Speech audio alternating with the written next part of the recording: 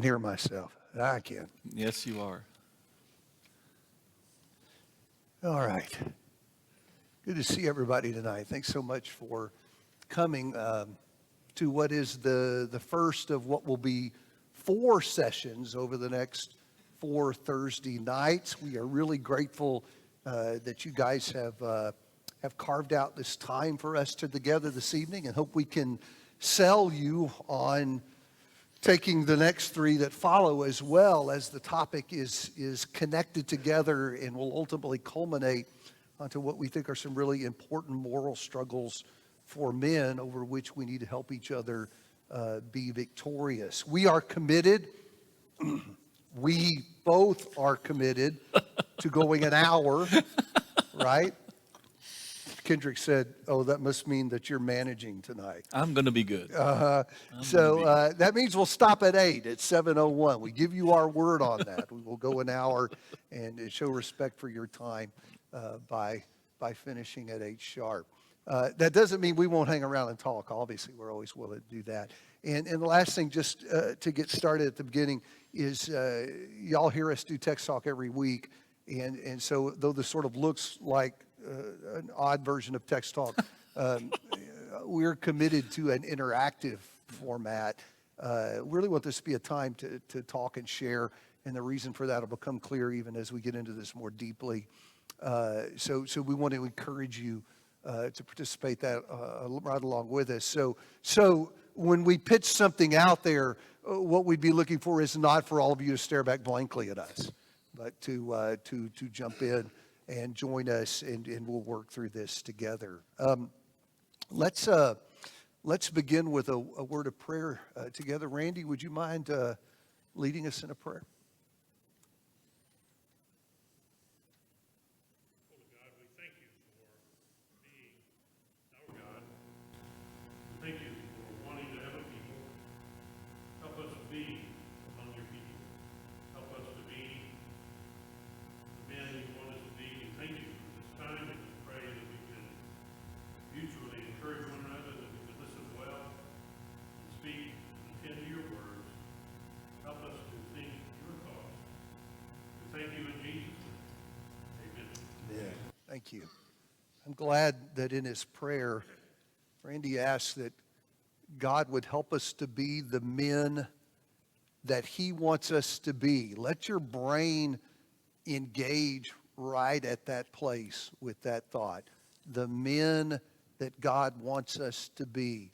What kind of man should I be? That's really the launching point for our study that will give us a foundation stone we're going to be working on for the next couple of weeks. I want us to think tonight here at the beginning about this idea of manhood and what is it that makes a man a real man. And so to work that a little bit, I want you to ponder this with me and share some responses with us.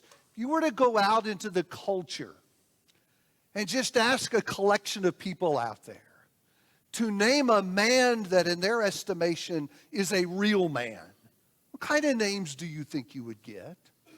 Now, please don't give the Bible class answer, because I'm not looking for Bible class kinds of answers. We're thinking about the culture now. So if you say something like the Apostle Paul, wrong answer, because that's probably not what culture's going to say. If culture is giving a name,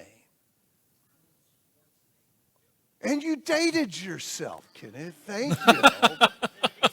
Because Arnold, even worse. Arnold back in the day, now he's just an old guy who kind of looks like an old guy, right? What made Arnold a man's man? He looked physically like a man, strong. Tough guy. Yes, sir.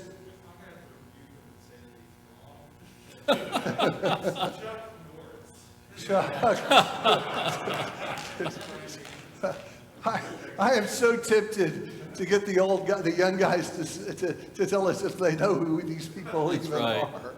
are. Why Chuck? I think Chuck Norris tried to resemble someone that was wholesome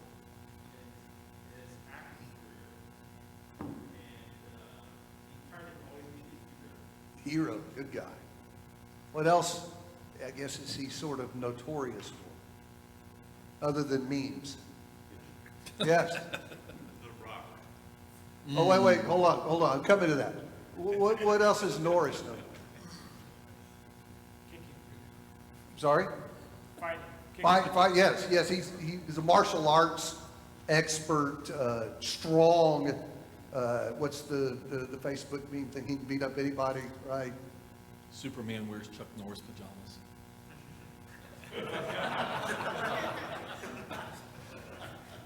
I'm curious as to how you know that. Just keeping it real with the young people, Yeah. David. Now, I waited until you were sipping on your shake before I came back to you, friend. Go ahead. I'll wait till you take a sip of whatever that is. This is called the keep on talking stuff, okay? Y'all want to know what this is? You'll have to ask my wife. She's the one that's been plying me with meds and drugs for 2 weeks. Anyway, you said, and because, Well, he has physique, but he also has a reputation of being a gentleman. a gentleman. And do you think that would contribute to culture's view of him as a real man? Is a gentleman, think about this, in broader culture, is a gentleman considered to be a real man? Only to the extent that, like a James Bond gentleman who's going out. Ooh, and we continue to date ourselves, depending on which Bond we're talking That's what I about. was thinking. Because everyone knows the real Bond is Sean Connery, yes. And again, the young people are thinking, who is he? And They're Googling furiously back I'm afraid Mr. Connery is sadly no longer with us, so he's not even an old bald-headed fat guy anymore. Yes. Would culture look at a guy like Bond and say he's a real man? Because? Because he's chasing women. Okay, so, Well, he doesn't just chase them, that's he gets them. that's a new piece of this. The guy who is a ladies' man, who knows how to say the right things to the girls, to attract the girls, who does attract the girls.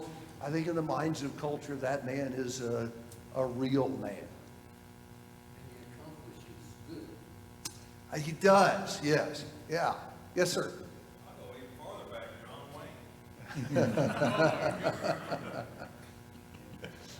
Wayne. He may be even getting beyond me with that. But yes, yes. I think if you ask most, I work in an elementary, most of the kids are going to describe an athlete, especially like a mogul. I was a little surprised that none of the athletes had popped up yet. Like LeBron James. LeBron James was one of the guys I wondered if somebody would mention, why is LeBron in culture seen as a real man? Oh, look. Yeah, not even touching that. Only on the Wheaties box, Yes. Tom. That was a long time So ago. why go back to LeBron? What makes LeBron a real man? Not only is he competing at a really high level, but he's also diversified himself. He's in cartoons now, he's in movies, he's everywhere. Yeah. And so that's what people want. is- Okay, someone said something, what? Okay. Is money a factor in a man? So you're actually opening a whole new front in this. Let me jump on that, but say something before I leave LeBron. People who've mastered an athletic skill, men who are great quarterbacks or basketball players or baseball pitchers who really excel in sports, I think culture broadly sees those as real men. But now you're going in a completely different direction, because someone who's very wealthy, very successful as business, may not be all that attractive and may not have, great physical skills or a great physical body, but are they still admired and held up as real men? Because what? Sorry? They're successful. They're financially. Because money is an aphrodisiac.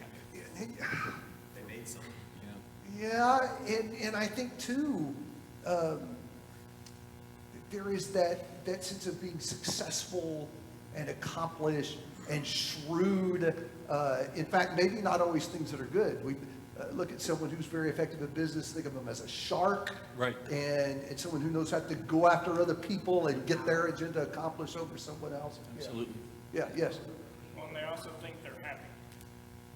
Yeah, well, and so, A man is someone who has a sense of himself and controls his own destiny, and that's what everybody wants. right. Independent.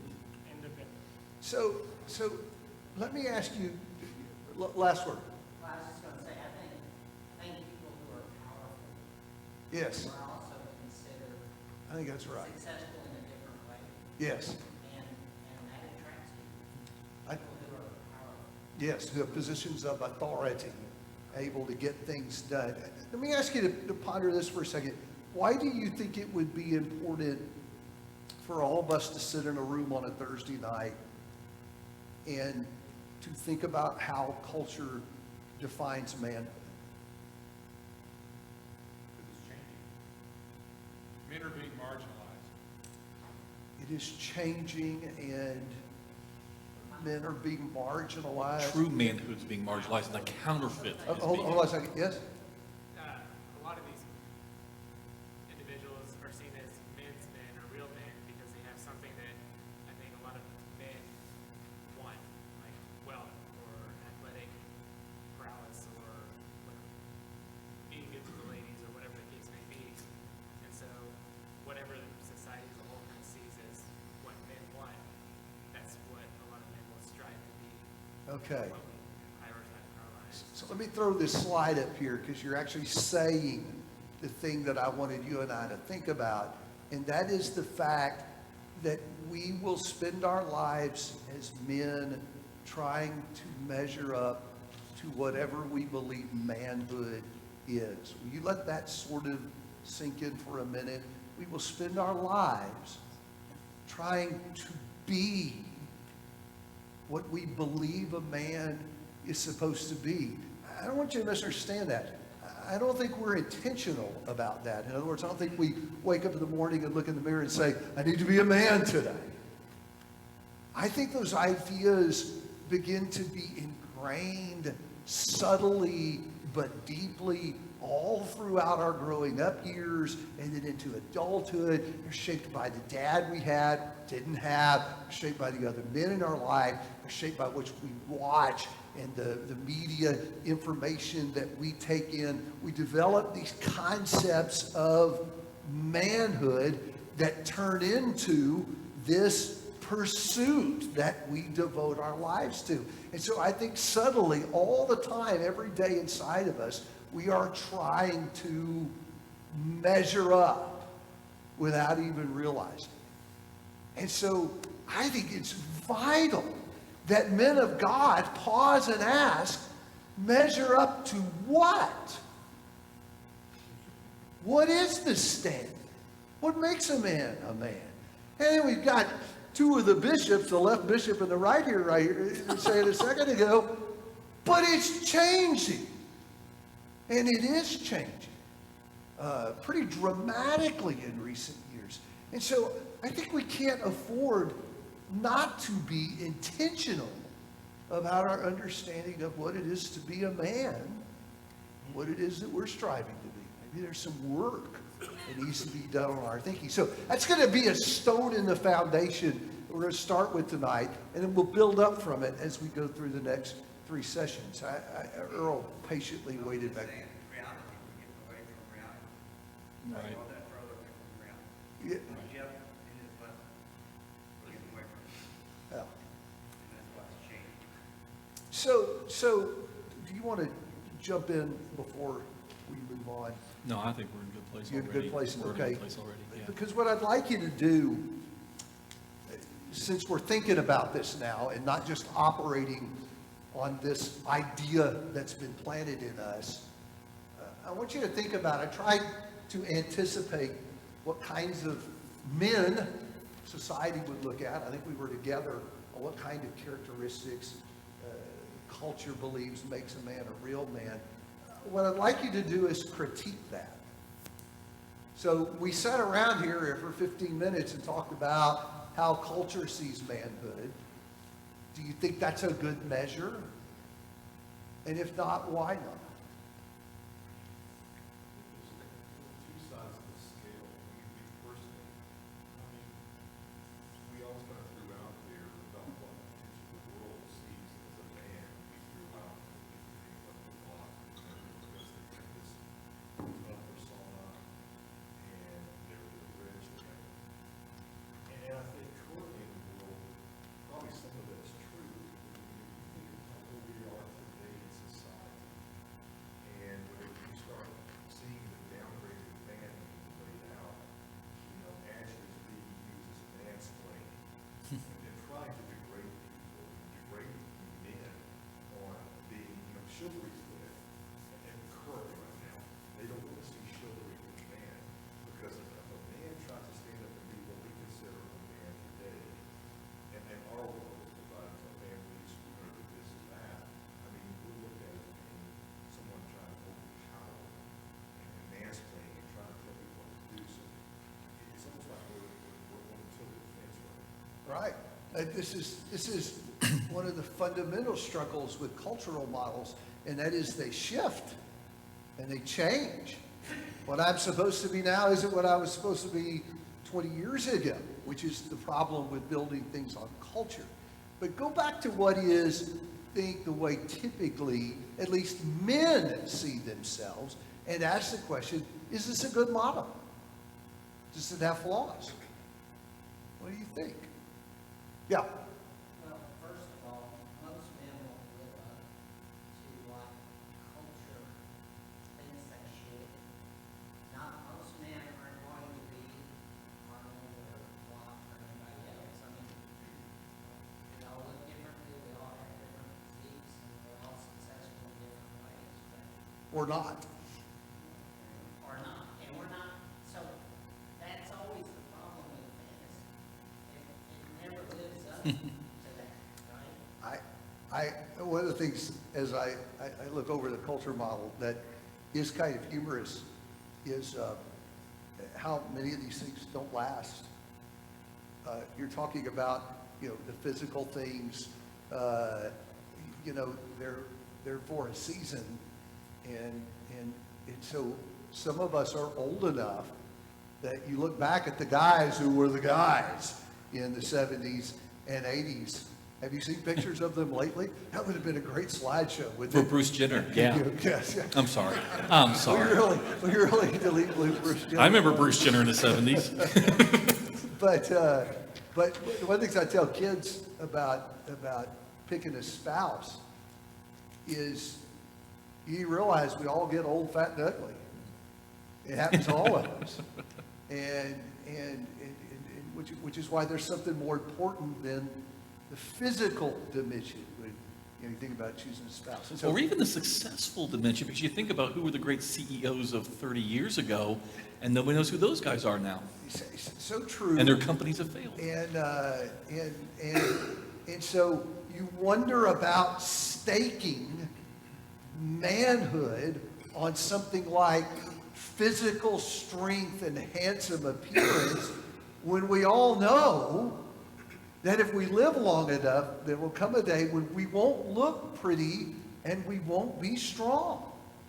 In fact, the tipping point isn't that far away, right? Are you crossed it yet? Do what? Have you passed the tipping point where you're getting weaker, not stronger? I'm over COVID, I'm fine. Come on now. So I'm glad David raised his hand. I thought you were going to be gone tonight. David's actually helping us out with this class, so we should have drug him up here when I saw him come in. Did you meant this as the cultural model? Yes. Yeah. You mean by ladies man just kind of a general attitude, or I'm sure you don't mean like I literally have sexual relationships with, This is Sean Connery. well, The Bond girl. so I'm talking about the light version of ladies man, but I look at all those things as possible blessings of men, expressions of men, but nowhere near what defines a real man. Well, that is the question. Is it a bad thing for a man to be handsome? Some of us are just cursed with it, right? It troubles me that you laugh so heartily at that day. He's speechless. Or listen, you take physically strong in the right context. I could make a pretty compelling argument for you that it's important for a man to take care of himself physically, be physically strong. So are we saying these are bad things? Versus defining things. You see the point? Is the fact that I'm physically strong and I really like what I see when I flex in the mirror, is that what defines my manhood? You see the difference between those two things? What's that? I think you hit a key point right there. In some ways, you say, when I look in the mirror and I myself, if you're doing this for that kind of an attitude, probably is that. What I'm working on tonight, what we're working on, is we're trying to figure out what it is that's inside of us that makes us feel like a man. Troy, you've been patient. I'm sorry, and I'm coming right behind Troy when he's done, okay? So just 1, 2, right there. So I'm assuming this is a list of standards, social standards from other men. I'm curious what women in society would say what's a measure of a man. I'm not saying it would be completely biblical, but it would be completely different. Wow. I would be scared. That would certainly be true. And two, this goes with the changing, the standards changing, the times changing. The challenge we face as men is, as Christians in general, sometimes we want to stay at arm's length with the world, but when the world moves and we stay at arm's length, and the world moves further away from God, what's happening to us? Yeah, We're drift. moving further away from God too, so we need to, and I guess that's what we cover here is defining the right standard to. So if drift is the problem, maybe the way to say it is we're trying to figure out how to anchor our manhood in something that isn't shifting with time or with cultural pressure. And even with regard to some of the other things on the list, as we said, they don't last. What does last? Yes, and Well, you already hit on when you were saying that these different things kind of go away with time. And most of those who are true and successful, is kind of, that's the one that kind of bounces up and down. Coming back to what you just said then, anchoring. yes. Trying to find those things that will anchor us. And it doesn't matter how the world changes and all. These things, no matter what, in any age or history of man, these things are standards that defines who a man is. And it defines who a man is from a standpoint, usually, from God, when you look at Scripture. Right, And what God says a man ought to be.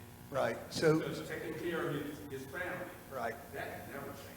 The interesting thing about that is that I don't even think the wrong ideas about manhood have changed down through time.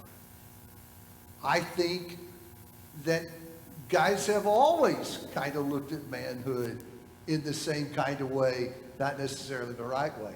I haven't forgotten about you, Joel. Give me just a second.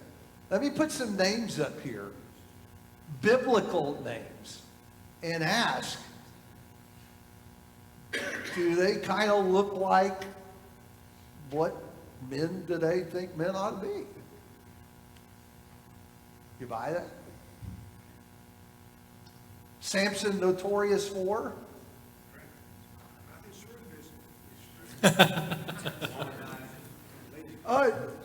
Strength, and yes, and womanizing, the guy that could get all the girls. Saul.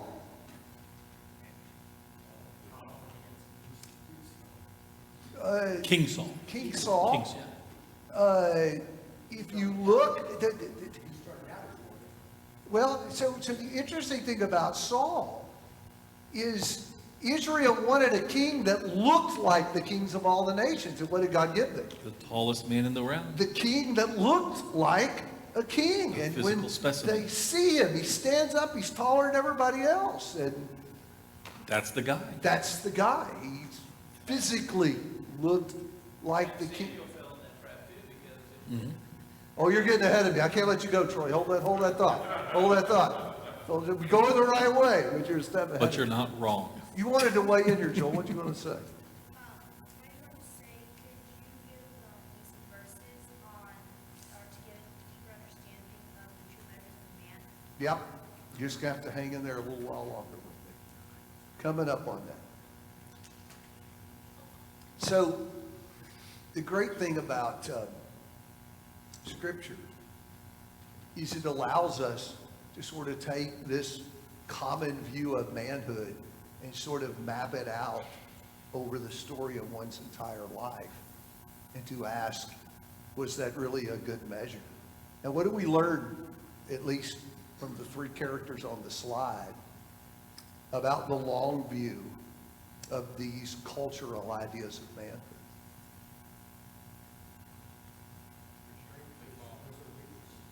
In some cases, their strength was their weaknesses. Samson is certainly a great example of that. Sorry? That is the interesting thing about every guy on this list. Every guy on the list, I think the world would have looked at as a man's man, and yet all three of them, at the end of their life, were colossal failures.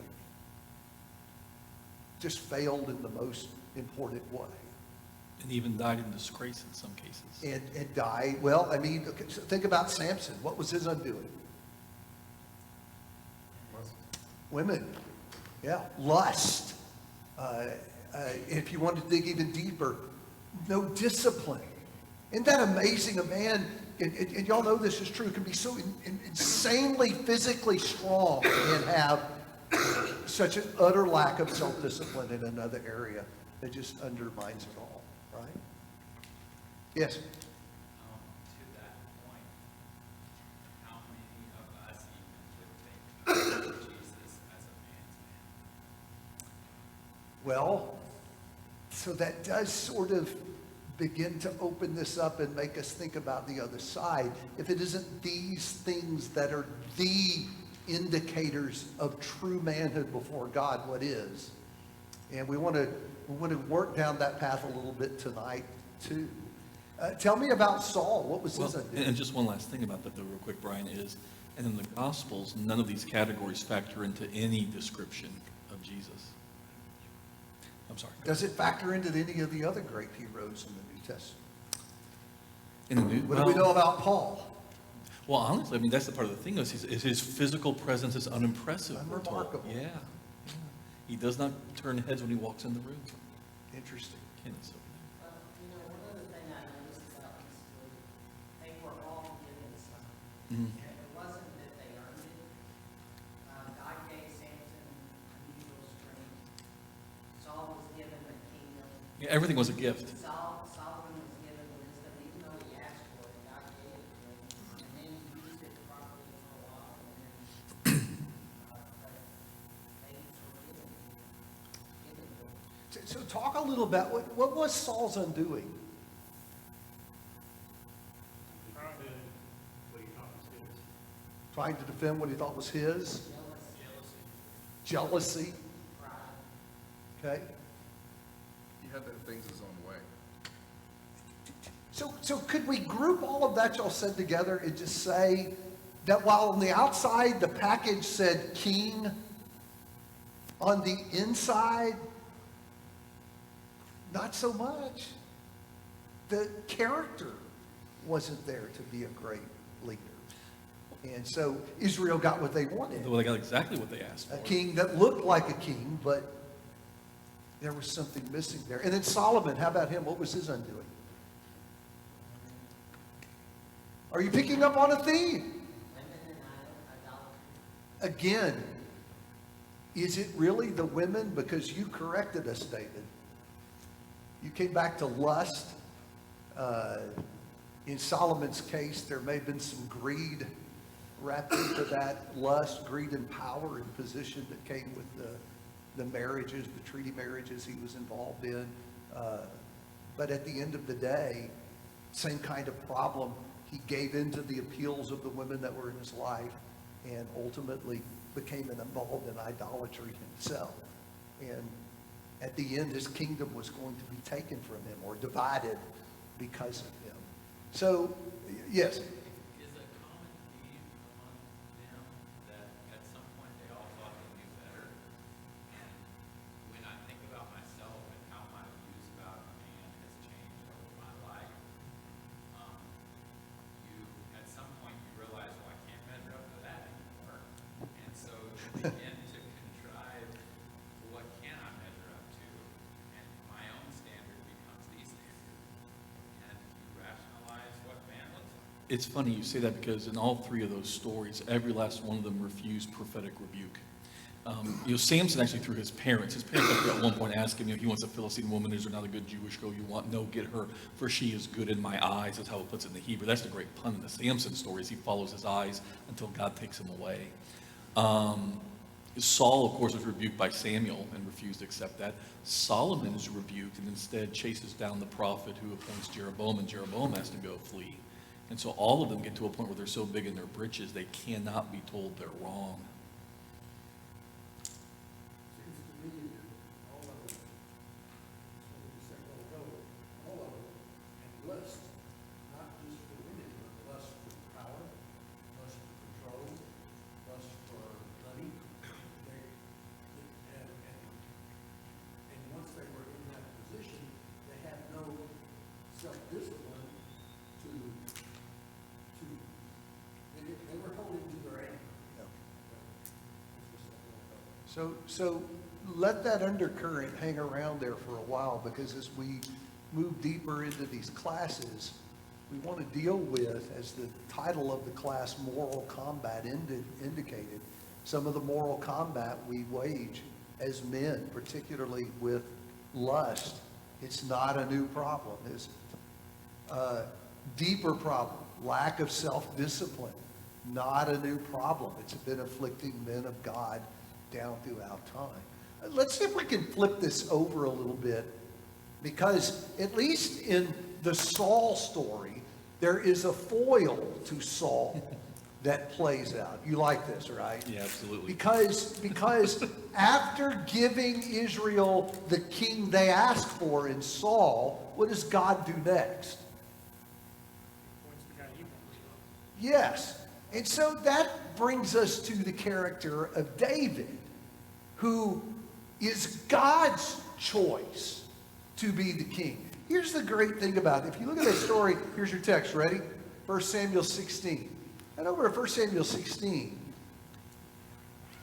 this is the account of David being chosen or selected, as anointed as the king. 1 Samuel 16. And if you remember that story, when Samuel goes there to anoint whoever the new king is going to be, how does that shake out with David? Okay, why is he not there, Troy? He doesn't look the part, and so he's out with them. So what's great about that story is that when Samuel shows up at Jesse's house to anoint a king, nobody's thinking about David.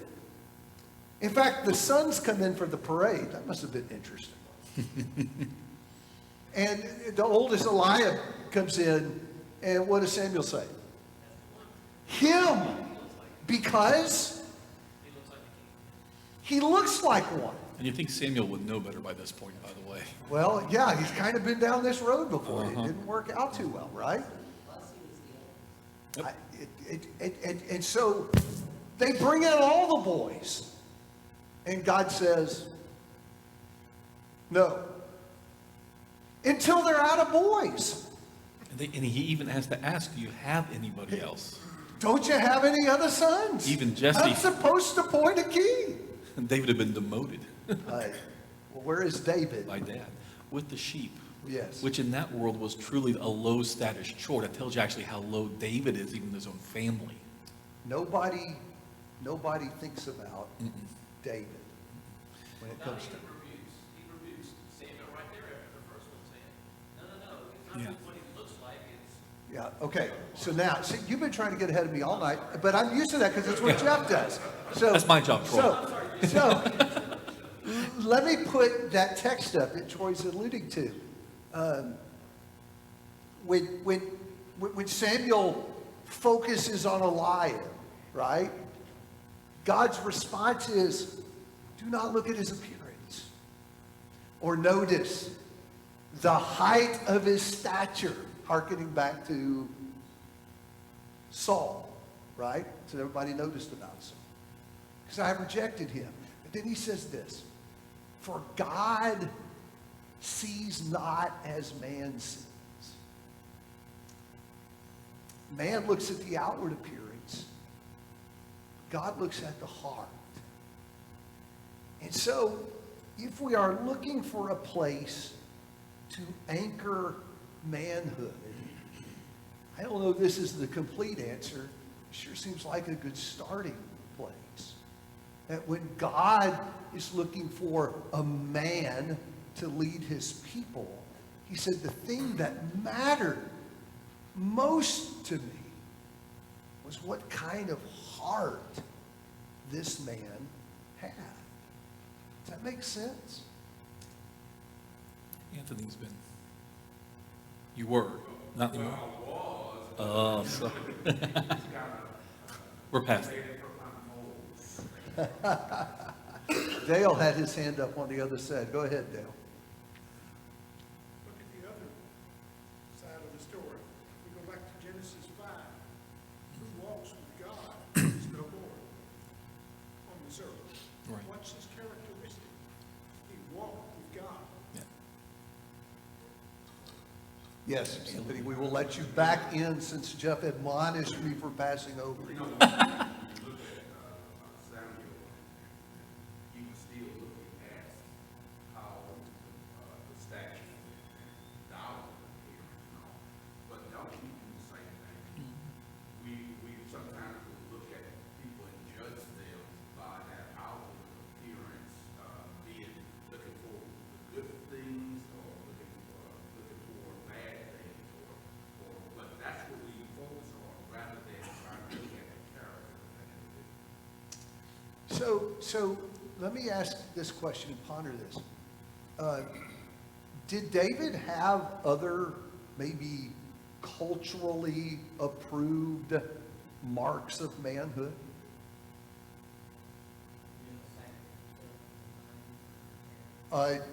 David strikes me as a strong kid. Perhaps. Anything else? He was a musician.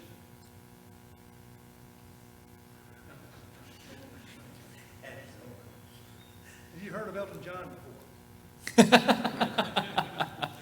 I'm waiting for a place where I feel comfortable jumping on that train. It hasn't passed by me yet. Musicians are popular. Singers are popular. Oh, okay. All right. All right. I hadn't made our list, but that'll work. What about a military guy? David was a courageous soldier, led many great battles. I think from at least a couple of angles, from the world's judgment, he had those manly characteristics. And here's the important thing. What anchored all of that and governed all of that was this heart that was inclined toward the Lord. And that's what God sees when he calls him to be king. Question, does David live a sinless life? No. In fact, he's going to have a pretty colossal failure involving what? A woman and lust and sexual sin. What's different between him and his sin and Saul and his sin? I told Jeff and I were talking about this today. We have a Psalm 51 for David. We have excuses from Saul. What's the difference? It's the character of heart. The intriguing thing to me is that it sure seems like at the end of his life, David tries to help Solomon see that. So jump ahead to 1 Kings 2.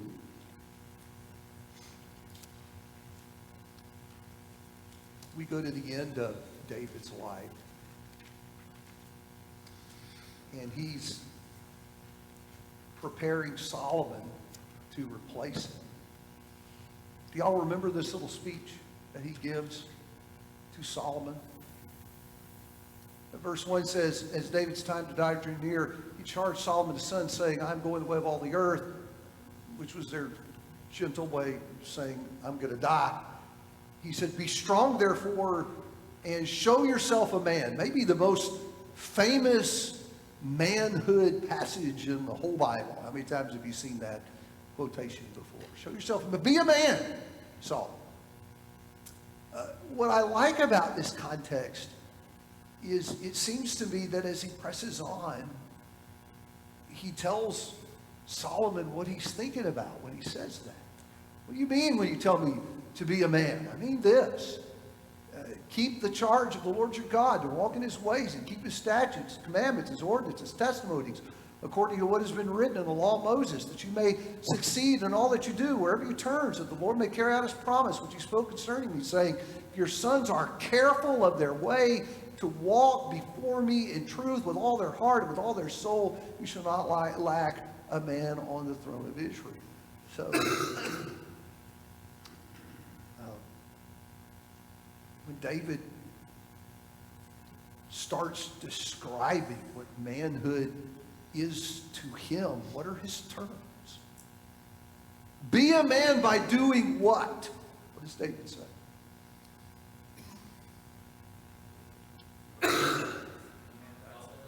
Sorry? Do what God said. A real man is an obedient man who disciplines himself to follow the law. Everything God said. You see anything else?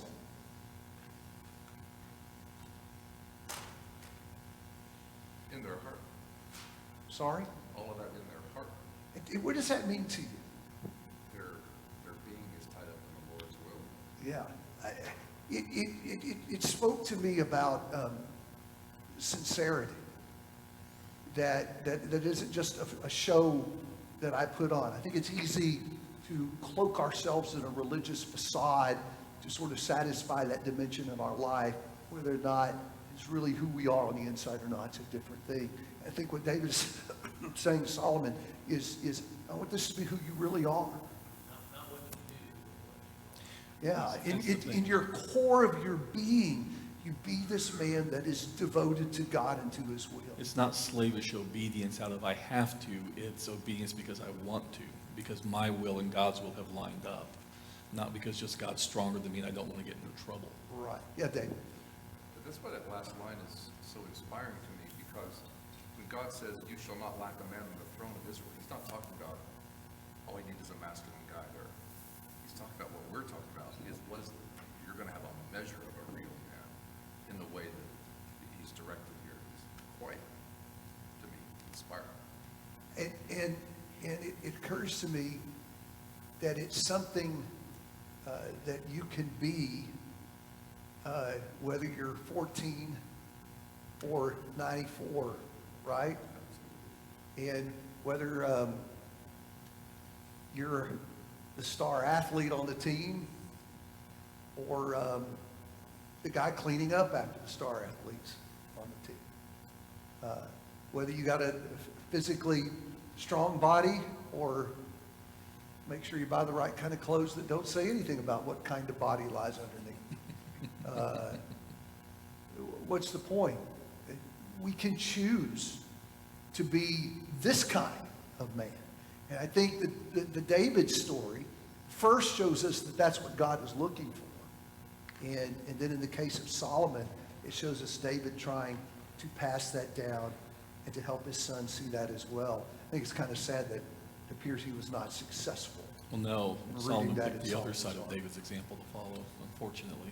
So if we're looking for a way to measure manhood, and that's how we've started all of this, I think that's the place at least to start, where we can, Anthony, set an anchor as culture drifts and we're trying to figure out what manhood is, and we're hearing all these different ideas. Where we can anchor down is that as a man, a true man is a man who has inclined his heart toward the Lord. And what that means is having this gritty determination that no matter what the journey looks like, I'm in this to be with him and serve him all the way to the end, and to be ready to fight the struggles that inevitably we're going to face as we try to do that. And so I really want you to let your mind camp right there. It will be a struggle to be that kind of man in our culture, especially with the moral assault that we're having to endure. So there's a reason we're starting with this idea of manhood. If I'm rooted in the world models, I'm in trouble. That's about, my model's been failing for century after century after century. If I'm staking my claim there, I'm not going to survive the combat that's coming. It's only the man who is rooted with his heart, totally devoted to the Lord. I am in this for him 100%. That's the guy that's going to be ready for the battle that's coming. Yeah, Kevin. Well, and I think that's where Solomon is a good example for us. When he started out, his whole goal was to do what God wanted him to do. God was so impressed with his prayer for wisdom that he gave him everything. But he didn't ask for it. And the problem was that as time went on, he drifted away. He allowed himself to get caught up in that power and in the well and the wives and all those things and eternity and the years. That's where we look at Solomon and say, oh yeah, I might have started out strong, but where am I right now? Well, and so that is, I think, ultimately where we need to begin to wrap this up tonight, is with the question of have I staked my manhood in the right place? And we started all of this by saying none of us wake up and look at the mirror in the morning and say, I need to be a man today. But it's there. And I'm thinking about it. And so maybe it would be healthy for me to say, but what does that mean? Or what have I anchored myself to? What am I trying to be? I think that our pursuits may check us on this a bit. Our drive to perfectly develop the physical body. Anything wrong with that? Being a guy that goes to the gym and exercise, anything wrong with that? Only if, right? Anything wrong with it? In fact, I think you could argue it's a good thing to be physically fit. May live a little longer. But is how I look physically what makes me a man? Or our determination to compete and to win? Are you into competing athletically? I mean, you know, you can do it during high school, and maybe if you're good enough in college, and really, really good maybe in the pros, but everybody has to retire, right? And it's looking for a softball league, right? So I could keep competing. My dad played softball till he was like 65 years old. Loved, drive to, anything wrong with that? I'm calling out my own dad. Someone said, what happened to you? I don't know. It's one of the great mysteries of the universe. But anything wrong with that? Or what about pushing our children? Oh, this one hurts. Pushing our children to excel athletically. Is that a good thing? Devoted 10 years to Little League Baseball, guys. 10 years. I've emptied more trash cans than anybody in this room, I promise Anything wrong with that? Even our focus on education and the drive to get our children to excel and achieve and all those things, bad things? No. But as Charles said, only if. Is that where we're staking our manhood? What makes us a man? And what about the things that pertain to having this heart wholly inclined to the Lord, like David? What's happening with that in my life? And how is that being passed along to my children? And what emphasis and focus is being put on things like that? I can tell you as a dad, I cared too much about baseball. I need to tell you all the story of the baseball trophies. That's fitting, isn't it? Mm-hmm. We did baseball. Both my boys played. They were pretty good. Discovered golf in 8th grade and broke my heart because I never played baseball again. So I think golf is evil. Don't talk to me about that. But when my oldest son graduated from college, took a job in Dallas, we were helping him load a van to move his stuff up there. And there were 2 boxes left in the garage. And when I came out as he was about to leave, I said, wait, what are these boxes? He says, those are my trophies. A baseball trophy. I got to tell you, there was a period of our life where baseball trophies were everything. That was a big deal, trophy. And now they're sitting in the garage with 2 boxes. I said, why aren't those on the van? He said, I'm letting you take those with you to Birmingham. I said, let's fix this. Those are not my trophies. Those are your trophies. You don't want them anymore? Garbage pickups tomorrow, right out there at the curb. You want to keep those? There's a spot in this van. They are not going to Birmingham. I got to tell you, we went to bed at night. I laid down, and I thought about those 2 boxes of trophies that were so important when my kids were 12 years old. And now we're arguing over who's going to stick the box in whose attic. That's the way it works out with this. But I tell you what we'll all want with our kids when you're as old as I am. Kids have a heart to serve the Lord. That's where we need to anchor our manhood, guys. That's the thing that matters. Got a couple of minutes left if you guys want to chime in and add your thoughts.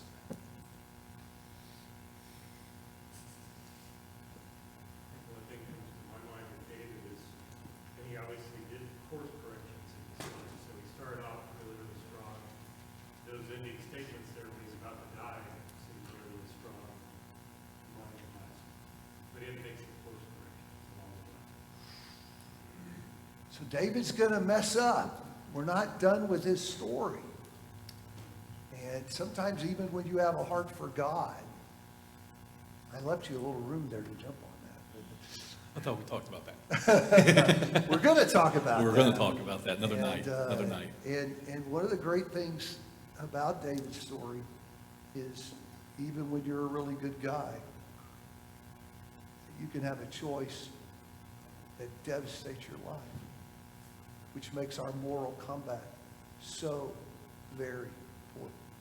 We'll talk about that. Yes, sir. Yeah, well, and I've always found it interesting that when we talk about David and his failures, we really generally focus on the adultery but I just find it fascinating how much of a failure he was as a father. Well, now we're there. Yes, there is a whole section of that story that we often gloss over, to be honest. I think we're going to try to touch on another section of this study. But we need to deal with his mistake. Yeah. Because and the fallout of it. Yeah, because that's really what you're getting at, Kenneth. That a lot of that is the direct fallout of what he did, where he could be forgiven, but he could not fix what he unleashed in his family. Right. There were consequences. Which Yeah. is why victory in moral combat is so critical. Hence, this whole class is about being victorious. Because, listen, you start getting into the moral arena and sexual immorality and what can happen to people in their lives, literally, it can change the whole trajectory. So it's important figuring out how not to end up down his path is important. Yes, sir. Spiritual self-examination, see David through Psalms, see that he's always reflecting on what God's done and what he's done. That's something that's important about the man of God, is being able to constantly do that spiritual examination. You're not doing that. You're relying on your examination to be from the world. You're going to be totally different path. And I find myself, as I'm getting older, realizing how much more I need to be spiritually self-examining myself on a daily basis and knowing where I am with God. And that's helped me tune my heart totally different from when I was in my 20s, college and stuff. Not doing that, not realizing where I was in my relationship with God, where my heart was.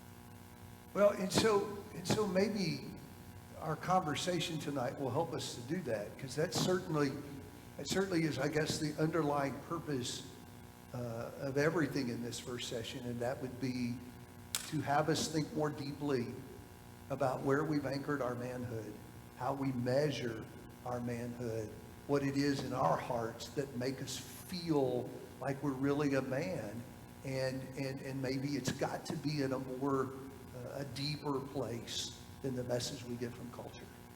Brian Ford had us read the New Testament in a month. And I got to the first, second, third John. My heart was pricked. I knew that, okay, this was a transformation in my heart that I needed. And I read it that whole. And how many times do we build that emotion when we're reading the Bible? And should we be feeling that? When we see us hating, why am I not feeling this? Yeah, great point. Let me say before we're out of time a word about next Thursday night. We'll be back together.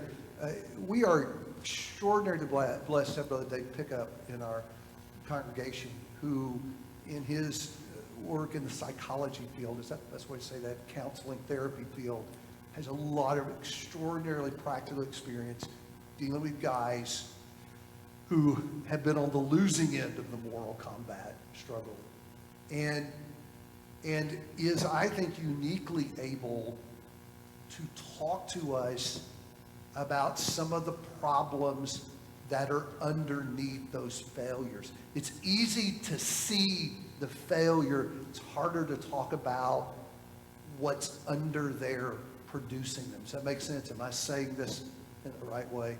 All right.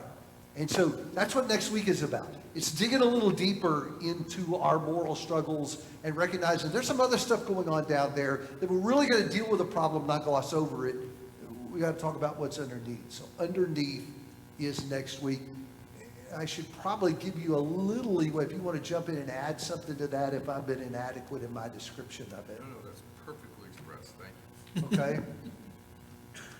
And that with a chemically clouded brain tonight. So that'll be next Thursday. Hope you guys can come back for that. Really, really appreciate the great turnout for the class. And if you can hang with us all 4 weeks, I think we're going to deal some things that will help us.